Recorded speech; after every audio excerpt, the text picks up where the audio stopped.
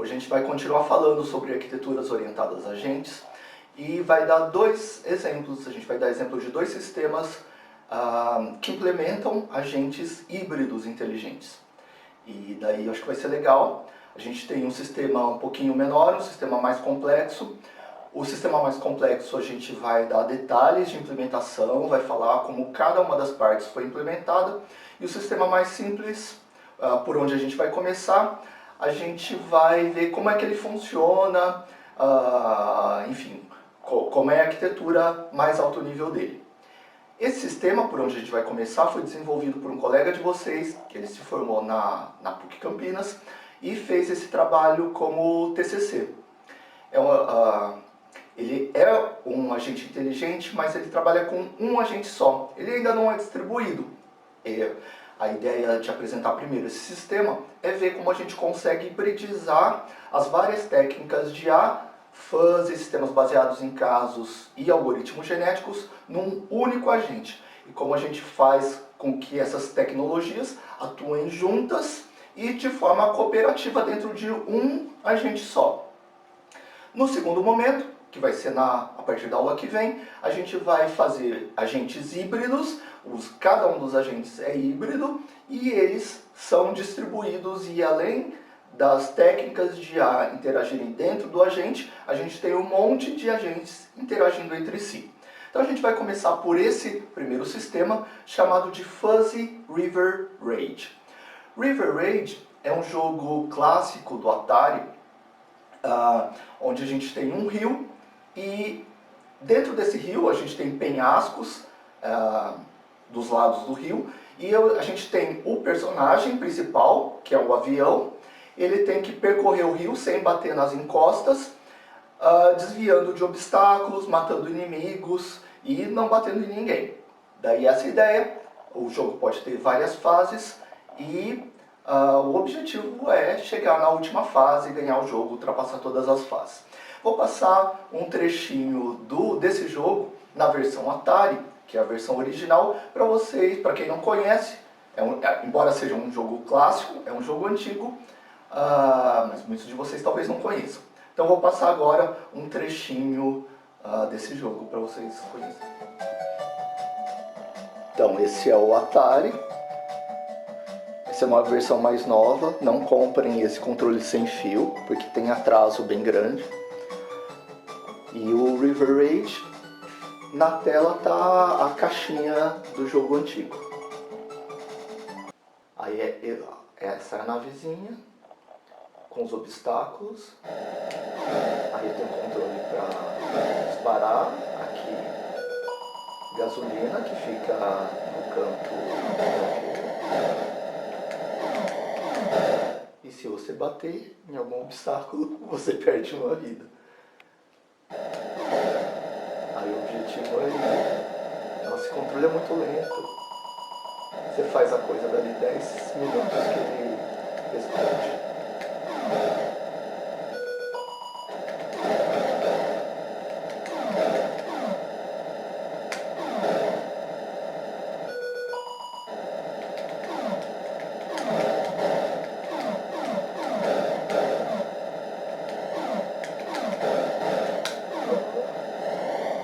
Você passa de fase e assim por diante. Se você bater, morreu.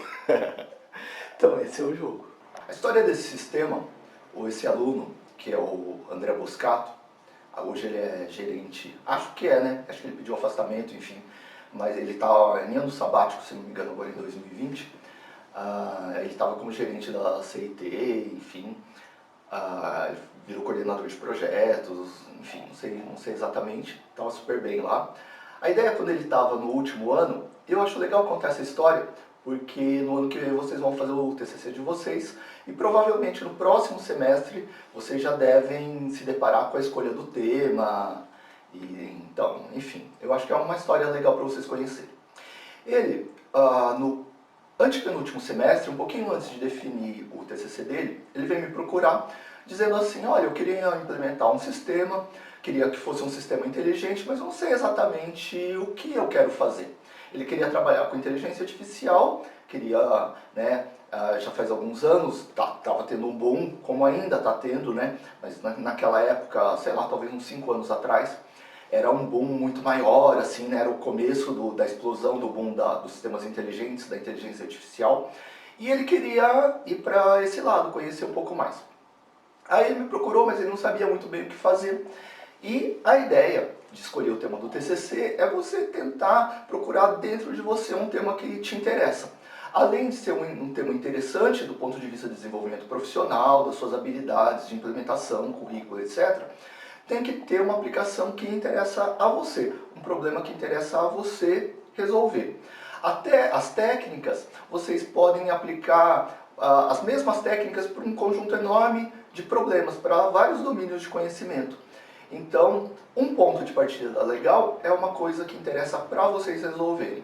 Por exemplo, pode ser alguma coisa que pode interessar para a empresa, onde você possa estar fazendo estágio, que possa interessar para você pessoalmente. Eu sempre achei que ia ser legal ajudar as pessoas, tipo um certo nicho de pessoas, uma certa população. Se eu quisesse desenvolver um sistema para ajudar aquela população lá. Ou, eu quero ficar milionário, então eu acho que o que pode dar dinheiro é tal tipo de sistema. Não importa a sua motivação, a escolha do tema, para a escolha do tema é muito interessante alguma coisa que te motive. Porque esse tema vai ser um tema que vai dar origem a um trabalho, que você vai trabalhar por um ano todo, você não vai poder desistir, você vai se cansar daquele tema lá, provavelmente você nunca fez um sistema tão grande e por tanto tempo, e é legal que você goste muito dele, porque mesmo gostando, talvez você enjoe dele, né? Uma outra coisa é você desmistificar também, não achar que você vai querer resolver o mundo desse sistema, porque na verdade depois que você se formar é que vai começar o seu grande desafio, e daí você vai ter muitos anos, décadas inclusive, para desenvolver grandes sistemas e você tornar os seus objetivos de vida mais reais. Então, achar um equilíbrio entre essas duas coisas, uma coisa que te move, que te interessa muito, e sem achar que você vai resolver os problemas do mundo. Então eu devolvi a pergunta para ele. O que te motiva? O que você quer resolver? Que tipo de problema você quer resolver? Ou ainda, você como usuário, né? Então você é usuário de um monte de coisas, de jogos, sistemas operacionais, de aplicativos. Que tipo de problema você enfrenta nele? O que mais aqueles aplicativos, aqueles sistemas poderiam fazer? Você gostaria, você sente falta, você queria, eu queria arrastar isso para lá, eu queria integrar isso com aquilo, o que você queria, o que você gostaria de fazer, e os sistemas não fazem para você. Esse é um exercício bem legal para se fazer, e tudo que você for usuário, desde o joguinho, o seu compilador ou o aplicativo, os sistemas que você usa no seu celular, é legal que você faça isso, que você faça esse exercício. Aí, o André ele não sabia muito bem o que ele queria, né? Eu tinha pedido para ele definir o tema, e daí ele entregou para mim, o que você sugere para mim? E eu não queria que fosse uma escolha minha, do que eu gosto. Aí eu perguntei para ele, o que você curte? Sei lá, música, joguinho, sei lá, né? Sei lá, você gostaria de trabalhar com deficiente visual, deficiente auditivo, sei lá, que tipo de sistema ou de interesse você poderia ter, né? Além do, eu quero desenvolver um sistema de inteligência artificial. Porque, como a gente tinha falado antes, qualquer sub-área, por exemplo, a inteligência artificial, cabe a gente colocar técnicas de IA em um monte de domínios de aplicação. Para cada domínio, para cada tipo de sistema, a gente pode escolher uma técnica diferente ou técnicas diferentes para implementar. E daí, depois de algum tempo nesse processo de ele trazer para eu sugerir para ele ou devolver para ele, a gente chegou à conclusão que ele gostava de joguinhos. Aí, que tipo de joguinho você gosta? Daí a mesma discussão, até que a gente chegou num joguinho clássico, que daria para a gente fazer interface, né? Tem a coisa da viabilidade também. Para não complicar demais, a interface, esse tipo de coisa, e ele conseguir se dedicar bastante às técnicas de IA, que era um foco de estudo dele. Daí a gente chegou num jogo clássico, então a gente pegou um jogo de gerações anteriores, que era um jogo do Atari, para ele controlar a navezinha. Então a ideia do TCC dele era fazer um sistema automático para nave que seria ou controlada pelo sistema poder cumprir o que o usuário humano faria. E daí conseguir desviar, conseguir raciocinar o que está acontecendo, conseguir aprender com os erros. Então uma hora ele bate, a outra hora ele fala, nossa, o que eu fiz de errado? O que eu posso fazer de diferente? O que eu posso melhorar? Aí o cenário muda, como é que eu me adapto a esse cenário? Essa era a ideia. Daí a gente começou a brincadeira e a ideia do aprendizado, vocês veem que o aprendizado baseado em casos cabe nesse como em vários outros sistemas. Que é, se eu tomo uma decisão, né, eu sou usuário humano, eu começo a jogar, e daí, cometo algum erro, bato, outra nave inimiga me atinge, e assim por diante, perco uma vida. E o que eu posso aprender com essa experiência? O que da próxima vez eu posso evitar, que eu fiz agora, me dei mal e posso evitar, e o que eu fiz, tomei de decisão, que deu um bom resultado e eu posso fazer e melhorar nas próximas vezes em que eu tiver uma situação conhecida. Uma outra coisa é, olha, nesse sistema aqui eu preciso tomar decisões muito rápidas. É um sistema tempo real, ou seja, eu tenho que tomar decisões enquanto as coisas estão acontecendo. E nem sempre eu tenho certeza do que vai acontecer. Eu não sei o que tipo de nave vai vir nesse cenário. A gente não quis colocar isso, já saber, olha, agora vai aparecer uma nave assim. Não, o sistema tinha que se adaptar. Por quê? Embora naquela geração sempre aparecessem os mesmos obstáculos, a gente não quis predefinir isso, para esse tipo de sistema poder se adaptar a novas gerações, onde eu poderia colocar num jogo essa geração ou próximas gerações, naves, outros tipos de naves vindo de locais diferentes, tendo comportamentos diferentes e assim por diante. Legal, então a ideia de tomar decisões em tempo real muito rápida era bem adequada para sistemas fuzzy. Então se eu já tivesse modelado uma certa situação, o sistema aplicaria as regras fuzzy e já tomaria decisão muito rapidamente.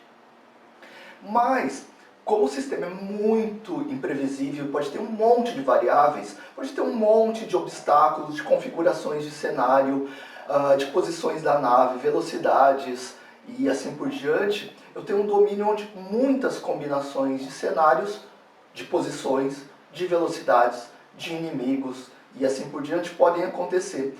Eu teria que fazer uma busca da melhor solução possível para aquele cenário. Então, o que a gente pensou? Então a gente pode incorporar também os algoritmos genéticos, que são algoritmos de busca de soluções ótimas ou subótimas e que conseguem trabalhar com domínios onde eu tenho muitas possibilidades. Então, onde eu tenho que buscar uma solução num espaço, né, de busca muito grande, num espaço de busca NP, né, exponencial. E daí a gente foi fazer esse sistema. A ideia então dele foi ele implementar por partes, ele fazer várias fases. Então na primeira fase ele ia implementar só um sistema fuzzy e testar como é que esse sistema se comportaria. Ele criou vários cenários, né, os cenários em ordem de complexidade crescentes. Então cenários mais simples, com menos obstáculos, e daí os cenários começavam a ficar mais complicados, e aplicava a fuzzy, depois ele incorporava baseado em casos e genético, e via o resultado dessa solução. E é esse sistema que eu te convido a conhecer. É um sistema interessante, embora ele tenha sido desenvolvido já há algum tempo, ele continua sendo muito interessante, né? Principalmente porque ele hibridiza as soluções, e na época a gente submeteu ao Simpósio Brasileiro de Games, da SBC, que é um dos, no mínimo, principais eventos na área de games aqui no Brasil, e daí o teve muitas inscrições, né? A gente chama de muitas submissões de trabalho, inclusive de doutores, de doutorandos, de mestrandos e assim por diante, e o trabalho dele foi aceito. E daí foi para ser apresentado nesse simpósio que aconteceu em Brasília e tal, e daí a gente foi apresentar o trabalho. O legal é que eles escolheram 5 ou 6 trabalhos como melhores trabalhos, e um deles foi escolhido o Best Paper, o melhor de todos. Não foi o dele, ele estava concorrendo, como a gente falou, com doutores, doutorandos, mestrandos, ele estava, né, no último ano de graduação. Mas ele foi escolhido entre os 5 ou 6, e vocês podem até ver no, né, procurar, daqui a um pouco eu procuro e falo para vocês, que é o SB Games de Brasília, já faz uns 5 anos talvez, e ele foi escolhido entre esses 5 ou 6 e ganhou uma menção honrosa, inclusive. Isso foi um motivo de muito orgulho para ele, né? Foi muito legal. E daí a gente vai conhecer o trabalho dele. Vamos lá dar uma olhada nos detalhes. Bom, a gente vai começar primeiro dando uma olhada no plano geral, que é o artigo dele. Ele foi publicado há mais tempo que eu imaginava, na verdade. A gente vê aqui embaixo. Foi no SB Games de 2012. Então já faz mais um tempinho do que eu achava. Então, esse é o artigo dele. E aqui tem o título. E essa é a versão de interface dele. Então, a versão de interface dele, ele é a nave e tem esses obstáculos aqui, tem um rio, enfim, é a versão adaptada dele. A primeira coisa que tem, além da arquitetura, é algumas coisas fuzzy. Então, vamos dar uma olhada aqui.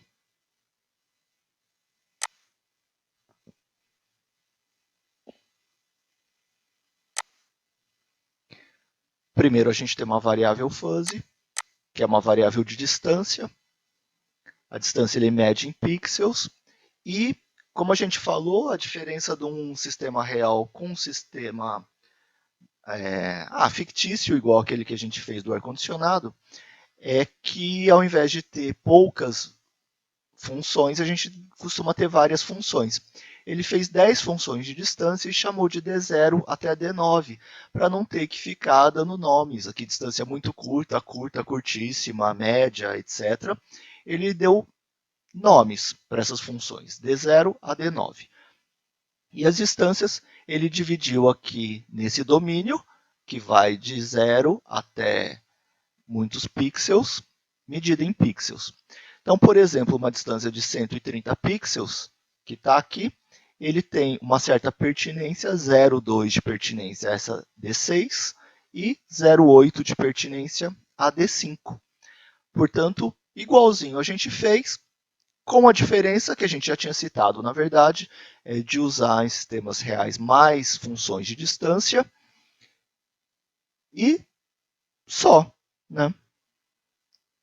Bom, no raciocínio baseado em casos, depois a gente vai ver mais em detalhes, ele usou um raciocínio baseado em casos clássico, por isso que não pôs aqui, e na parte de algoritmos genéticos ele estabeleceu esses genes para o sistema dele, que fala o número total de obstáculos que tem na cena, obstáculos à esquerda, obstáculos à direita, posição dos obstáculos relativa dos obstáculos à direita, posições relativas dos obstáculos à esquerda,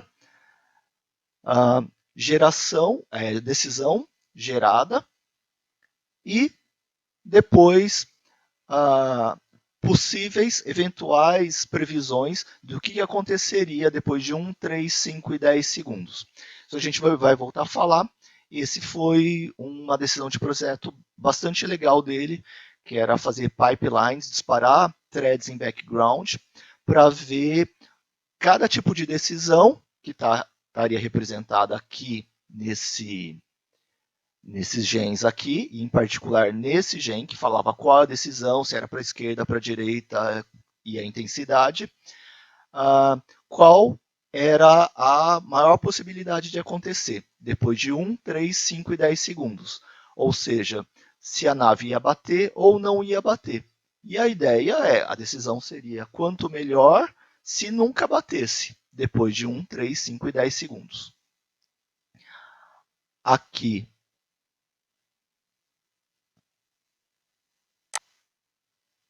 a gente tem isso aqui, que é o pipeline dele, que era... Na verdade, o que ele disparava era alguns processos em background, mantendo a nave no mesmo sentido que estava anteriormente, exemplo, indo reto, indo à esquerda, tantos graus, indo à esquerda mais graus, indo à direita, tantos graus, indo à direita mais graus, disparava essas threads, e depois de ΔT, ele fazia uma simulação acelerada para 1, 3, 5 e 10 segundos, e verificava se aquela decisão, reto, esquerda, direita ou mais direita, tinha batido ou não tinha batido. Aqui ele representa um pouquinho isso aqui, né, das decisões dele seguindo a trajetória anterior e indo mais à esquerda ou mais à direita. Vamos ver o texto dele para cá. Ele mostra os resultados, a gente já vai ver isso em mais detalhes, e esse foi o resumo do trabalho dele nesse paper aqui. Vamos dar uma olhada em alguns detalhes a mais. Para a posição relativa, ele usou a distância cartesiana, né, que é a raiz quadrada das diferenças das coordenadas em x, mais a diferença dos quadrados de y. Na verdade, era menos, menos e o quadrado aqui, tá? Menos, menos e o quadrado aqui. No raciocínio baseado em casos, ele usou uma abordagem padrão, tá? O ciclo está só exemplificado de uma forma ligeiramente diferente do que eu passei para vocês. Então, a ideia é que eu tenho a base de casos, eu tenho a entrada, que é o caso atual, ou seja, a nave e os objetos que estão à esquerda e à direita. Eu vou procurar na base de casos por métricas de similaridade, ou seja, eu vou ver os casos anteriores que tinham situações similares, tipo mais ou menos o mesmo número de objetos à esquerda, à direita, nas posições e distâncias. Vai gerar soluções preliminares sujeitas a regras de modificação. Então, essas soluções anteriores podem não ser exatamente iguais ao caso atual, e daí elas vão ser modificadas, vai gerar uma solução proposta. Essa solução proposta pode ter falhas, né, que podem, por exemplo, ser detectadas nesse último mecanismo de simulação que a gente falou, de 1, 3, 5, 10 segundos, e podem ser reparadas, gerando uma solução de verdade que vai ser aplicada e pode ser armazenada se ela tiver sido muito boa ou muito ruim. Então, é uma variação, mas muitíssimo similar à abordagem mais padronizada, que é aquela dos ciclos dos 4 R's. Aqui, de novo, a estrutura dos genes, né, que são usadas tanto para os casos, porque configuram o caso, ou seja, como é que estão os objetos, como é que está o cenário, qual a decisão tomada, e ele colocou mais as previsões do que pode acontecer com aquele caso.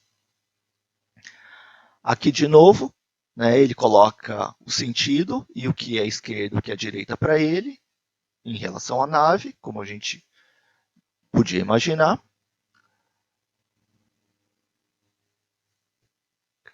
O esquema do algoritmo genético também bem padrão.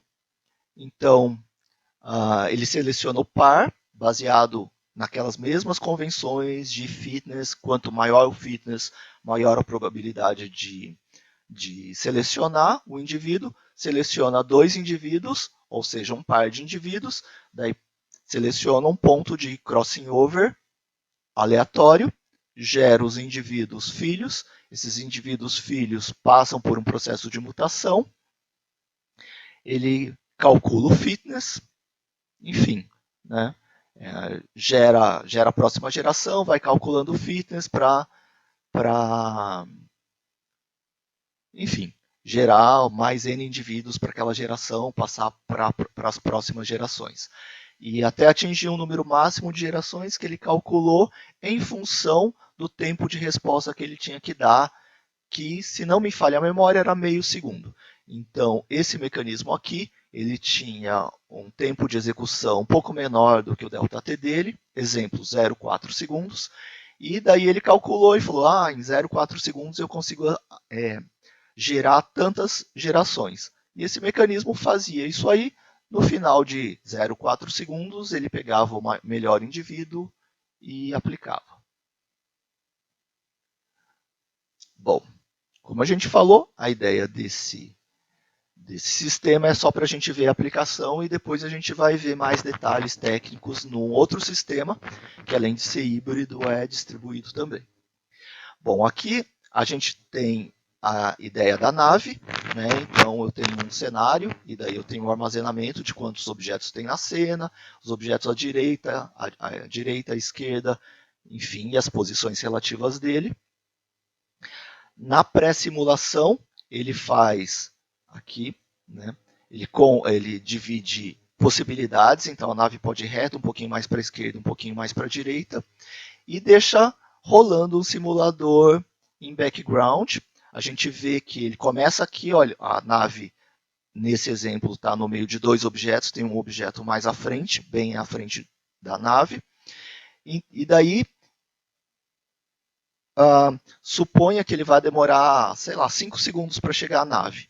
Então, nesses 5 segundos, ele dispara 5 threads em background aceleradas e vê, daqui tantos segundos, tipo 3/4 do tempo, onde é que estariam as naves. E dali, no final de ΔT, que era 1, 3, 5 e 10 segundos, onde estariam a nave. Por exemplo, essa aqui teria batido, essa aqui também, essas duas dos extremos não. Então, ele, naqueles verdadeiro ou falso de se a nave tinha batido ou não, ele seria capaz de ver quais decisões, no caso, essas duas dos extremos, seriam as melhores decisões. Ele fez vários cenários, vamos ver aqui. Ele propôs 5 cenários em ordem crescente de complexidade. O primeiro cenário, bastante simples, ele colocou 4 obstáculos nos cantos da tela. No segundo cenário, ao invés de 4, ele colocou 9 obstáculos em linhas e colunas, como formando uma matriz 3x3 no meio da tela. No terceiro cenário, ele manteve 9 obstáculos, mas em vez de colocar em linhas e colunas, ele fez um zigue-zague entre esses obstáculos. No cenário 4, ao invés de 9, ele colocou 18 obstáculos, tanto alinhando, colocando em linhas e colunas, quanto colocando em zigue-zague. Aí o cenário era bastante mais difícil. E finalmente, no cenário 5, ele colocou 19 obstáculos, misturando os anteriores e colocando como um triângulo, tentando fazer a nave ir para a ponta, né, do triângulo, onde teria um obstáculo também, cercando a nave para não deixar ela passar. A ideia era fazer um cenário, o primeiro pelo menos muito fácil, onde as regras de produção fuzzy ultrapassariam, e depois que a gente verificasse o aprendizado. Finalmente, no cenário 5, a ideia era fazer um cenário impossível. A ideia era ver o limite do sistema. Né? Mesmo ele sendo inteligente, adaptativo, em algum momento ele poderia não conseguir superar todos os obstáculos do cenário. Daí depois ele foi ver os resultados. Eu vou pegar os resultados do artigo, que acho que está mais fácil de visualizar. Bom, então ele fez, para cada um dos 5 cenários, ele fez 2 tipos de teste. Um só com o sistema fuzzy, com as regras de produção fuzzy, e um outro teste com sistema completo, além das regras de produção fuzzy com o sistema baseado em casos genéticos. Bom, no primeiro cenário, como era esperado, e além disso, ele fez 10 testes, 10 testes em cada um dos cenários. Bom, como era esperado, que o cenário mais simples, o primeiro, tanto o sistema fuzzy quanto completo passaram as 10 vezes com sucesso pelos obstáculos. No segundo e no terceiro cenário, o sistema fuzzy, ele depois de ser ajustado, então ele teve um trabalho grande de ajuste para deixar as regras de produção legais, ele passou a conseguir ultrapassar o segundo e o terceiro cenário. E o sistema completo, que também incluiu o fuzzy, obviamente também passou. O que veio de interessante foram nos dois últimos cenários. No quarto cenário, onde a gente tinha 18 obstáculos que combinavam as linhas e colunas com os zigue-zague, o sistema fuzzy não conseguiu sucesso. E a ideia do sistema fuzzy, que é um sistema de regras estáticas, é que ele ou vai passar ou não vai passar. A ideia, ele não tem aprendizado. Ele não tem aprendizado. Parênteses aqui é que alguns sistemas fuzzy podem apresentar aprendizado, ou seja, sistemas podem observar o que está acontecendo e inserir novas regras de produção. Não era o caso dele. Então, o sistema fuzzy não conseguia passar e continuava nos 9 testes seguintes não conseguindo passar. O sistema completo também começava não passando pelo obstáculo, não conseguindo cumprir aquela etapa. E depois tentava aprender com os erros e tudo mais, e conseguiu nas últimas 7 tentativas. Então ele demorou 3 tentativas para conseguir superar o cenário e depois passou e sempre passava com sucesso. Então, as últimas 7 tentativas foram com sucesso. O que mais surpreendeu foi o quinto cenário, que a gente achou que não fosse passar, mesmo depois de a gente trabalhar bastante. Inclusive, ele ficou, sei lá, pelo menos 15 dias para que ele achava que tinha que passar o cenário. Eu falava, não, pode ser que não passe. E daí ele ficou tentando ajustar, e foi muito legal, porque, bom, o fuzzy não passou, e o sistema genético começou a aprender, ele testou um monte de vezes, e daí ele reaproveitava a base de casos e aproveitava para gerações seguintes, até que, numa certa execução, ele fez 6 vezes sem conseguir passar pelos obstáculos. Daí finalmente ele aprendeu uma forma toda louca lá de passar por aqueles obstáculos malucos lá e conseguiu passar, terminou o cenário com sucesso. E daí nas últimas 4 vezes, portanto depois de passar uma vez, nas outras 3 ele passou super bem, sem problemas. Isso foi bem legal, como a gente falou. A gente submeteu para esse SPDM de 2012. Lá tem várias trilhas, uma trilha arte design, uma trilha de computação, que é a maior, uma trilha de cultura, games for change, e na trilha de computação, que é grande, tem 2 subtrilhas. Uma de full papers, que são os artigos grandes, normalmente de tese de doutorado, às vezes de mestrado, e uma subtrilha de short papers, para trabalhos em andamento e mestrados e tudo mais. A gente não quis ser pretencioso demais e a gente submeteu na subtrilha de short papers. Na trilha toda de computação, eles escolhem 6 artigos, os 6 melhores artigos, os 3 melhores full papers e os 3 melhores short papers. E um deles recebe o grande prêmio, que é o prêmio de best paper. Quem ganhou o prêmio de best paper foi um artigo do Rio de Janeiro, da Federal Fluminense e da PUC do Rio.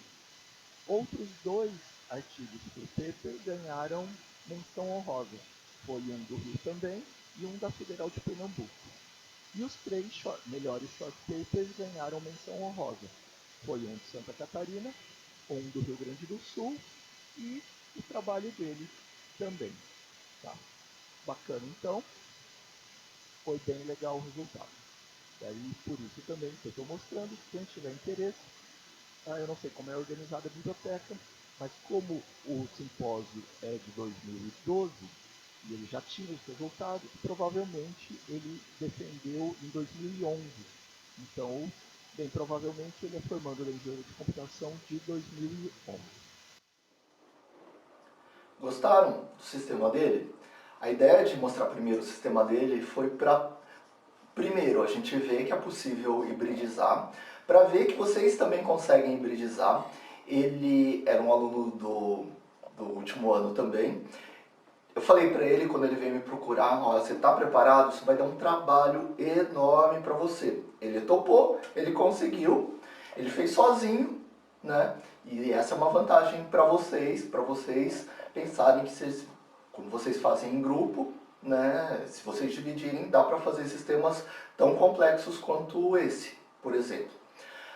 Também apresentei para vocês esse primeiro para acender algumas dúvidas de vocês. Mas como será que ele fez isso? Mas como será que ele fez aquele outro detalhe?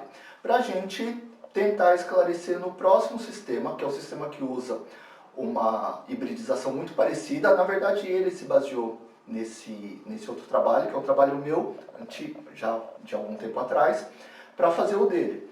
Então, ele tem essa mesma hibridização, mas ele trabalha com vários agentes, então ele tem algumas coisas um pouquinho mais complexas, né, alguns detalhes a mais, e a gente vai ver esse próximo sistema, então, em pelo menos 2 aulas, para conseguir acompanhar os detalhes de hibridização e esclarecer algumas dúvidas que tomara que vocês tenham tido. Como é que será que ele resolveu essas coisas?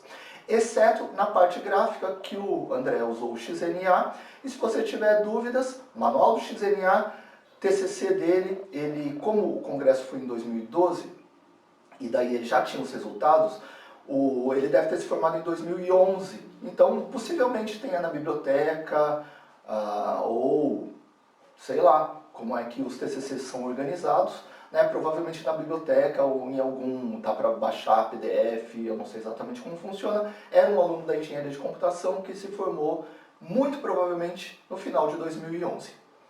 Legal? Então, na próxima semana, na próxima aula, a gente começa a falar de um outro sistema, que é um sistema de controle de tráfego urbano, onde os agentes são localizados em cada um dos semáforos, eles usam regras de produção fuzzy, eles tentam aprender com a experiência anterior e eles se comunicam e tentam sincronizar as ações entre eles para fazer com que o trânsito, num contexto maior, na cidade toda, flua de forma melhor.